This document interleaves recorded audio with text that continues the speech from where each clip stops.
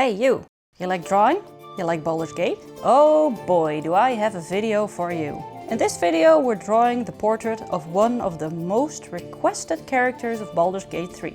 This is a digital portrait, but I'm going to tackle it like how I would analog work, using only pencil, eraser and the smudge tool.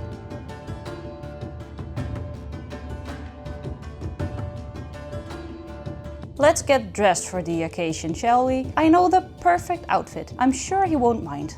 Costume change.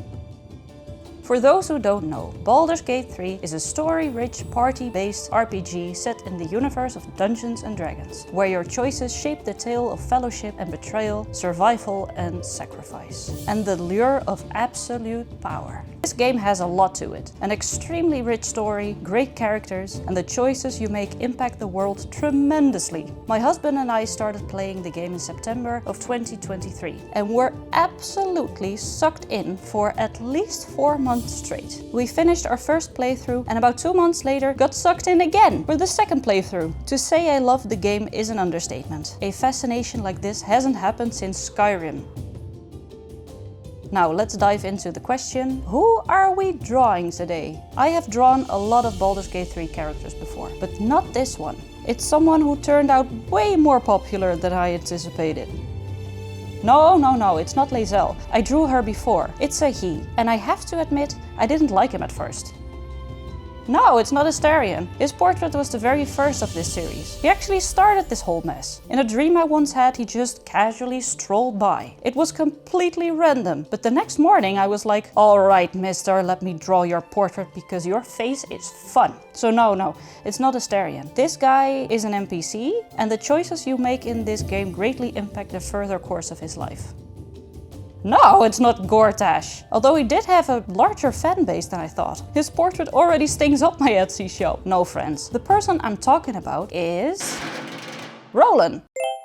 Yeah, I was surprised too, but people really like him. The aspiring wizard with 2 siblings to take care of needs to grow on you a little, but maybe his grumpy demeanor is just part of the appeal. My dear lady, you look comfortable. Don't take this the wrong way, but I think I've just lost all respect for you. I assume your choice of apparel isn't the subject of the day? You're not getting your outfit back, Gale. You'll never catch me. Rather sad, really. Anyway, drawing on paper is fun, but all the other Baldur's Gate portraits I drew were digital portraits. So let's just stick to the technique so the series stays consistent. For these portraits I really do try to make it as graphite-like as possible. Procreate has some amazing graphite brushes, and the trick is to use the software in the same way you would pen and paper. So no liquify, effect, filters and all that jazz. Just pencils, erasers and the smudge tool. Excuse me for a second.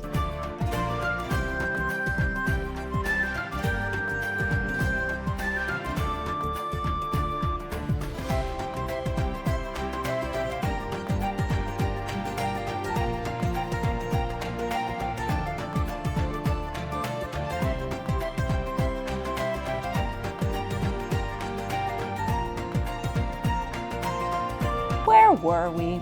To start off the portrait, I marked the perimeters of the head, so the top of the head and the chin. This gives me a pretty solid space in which to block the other notable features. In the beginning, I try to only look through my eyelashes and interpret the face in just plain shapes and lines. If I block the bigger shapes first and go smaller and smaller, this helps tremendously to get every element in the right position before I start rendering. Things are a lot more difficult to move around once they're rendered in place, you know? So this first part is really important to spend a little extra time on. It'll make the process a lot easier. Oh! Hello? Hey! Let me guess, you want your outfit back? Yeah. Then what am I supposed to wear? Fancy a coat, I suppose. Fine, you can have it back. Oh, thank the gods. Thought I was gonna have to take your head. Once I'm happy with the placement of all face elements, it's time to draw the first pass of midtones and shadows. How I go about this always changes a little, but the overall technique is to make sure there is a solid midtone and darkest shadows. To place the darkest shadows, Looking through your eyelashes really helps. It's important to put down the darkest shadows first, so you know what level of shade you need to work towards with the lighter shadows. Otherwise you can potentially go over the shadows again and again, building up those shadows because there was no notable endpoint. And that will make rendering time a lot longer.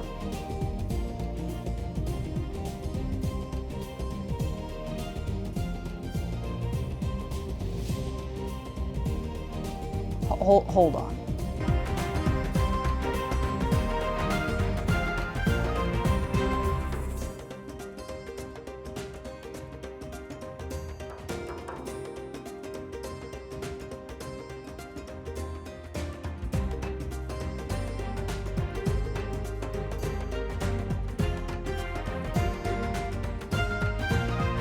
Once the midtones and darkest shadows are in place, it's time for that sweet rendering phase. I usually start with the eyes. It's the most important part of the face because we as humanoids tend to look at people's eyes first.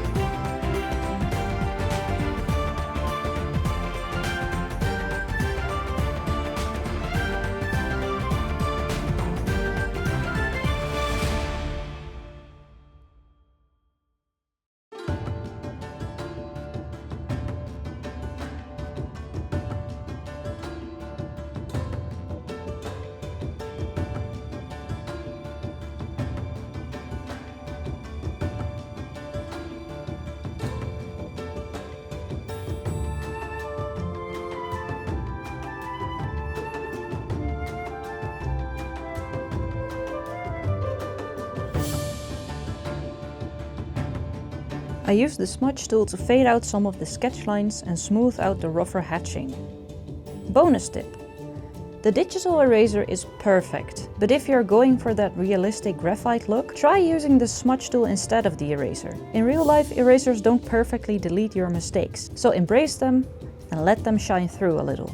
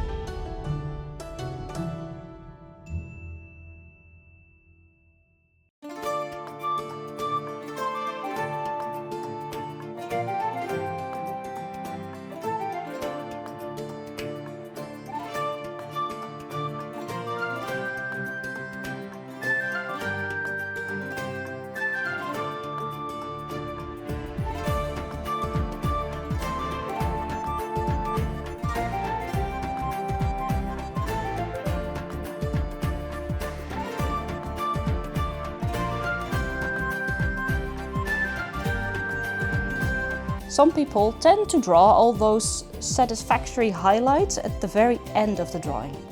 The highlight on the nose and the eye glitter. But not me. I tackle them whenever I get the chance, and I'd recommend you doing the same. It's such an amazing way to give the drawing life, and seeing the potential of a drawing does wonders for my motivation. For the highlight, I use the eraser tool, with the same graphite brush I use for the pencil. This gives the line the same texture.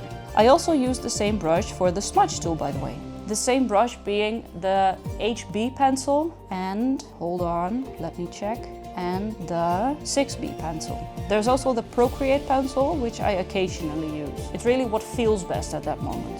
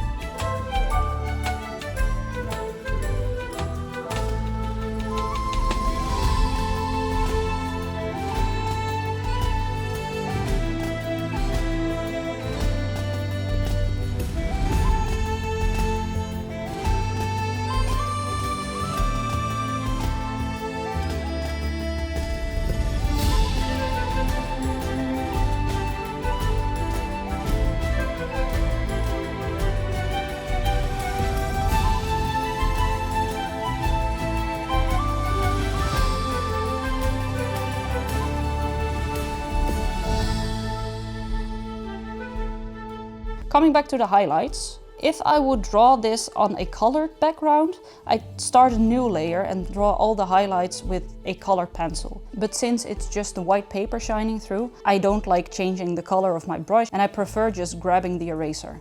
You can't be serious. What in the sweet hells were you thinking? Ridiculous! absolutely ridiculous. Gods below, you guys weren't that attached to your clothes when you were still in the game. Alright, we're done. I only had to write down one of Roland's quotes anyway. Drawing a portrait is always a comfort for me, and it gives me a chance to focus on the person I'm drawing, making me appreciate them a little more than I did before. So with my newfound respect for Roland, I'll dive back into Baldur's Gate for a little bit. A lovely world where the party members won't complain when I take their outfits. Thank you so much for watching. I hope you enjoyed this video and let me know if this was helpful to you. Maybe by liking and subscribing. If you'd like to receive artsy postcards on a monthly basis, make sure to check out my Patreon. Or if you just want more art updates. I'll venture forth to my next project and perhaps we'll meet again.